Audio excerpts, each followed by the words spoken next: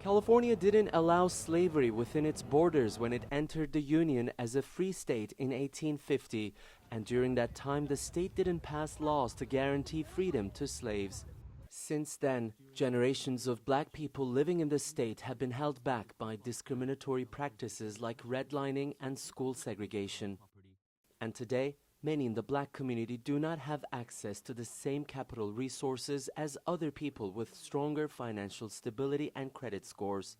In Los Angeles, the city's oldest African-American church has been working with small banks to provide microfinance programs for the families in need. Our own young people, our own young families to become entrepreneurs and to have access to capital, because it almost takes money to get money. California's reparations plan for black residents aims to do just that through a task force that's now approved recommendations that will be handed over to the state assembly.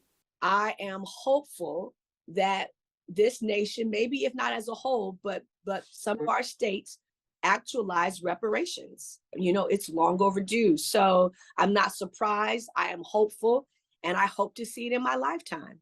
It's taken the state years to put a cost on reparations for its more than 2.5 million African-American residents. California Reparations Task Force has been working since 2020 to calculate the total economic loss faced by black Americans in California due to systemic discrimination.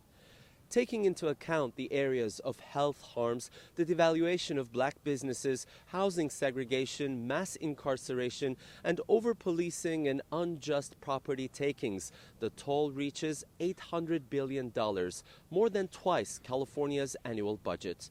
The task force found the payments could be made in installments over the years, with the highest amount a qualifying black resident could get capped at $1.2 million.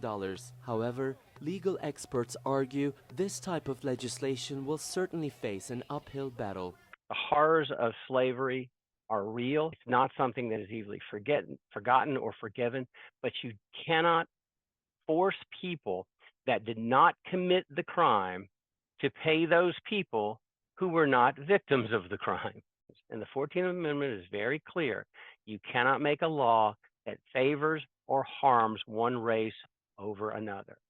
So you cannot discriminate your way to freedom. You cannot discriminate your way to equality. And this reparations bill, I don't think it'll ever see the light of day. And if it does, it will be rapidly struck down by the courts. The unprecedented move has certainly received much attention nationwide, but its prospects are far from certain.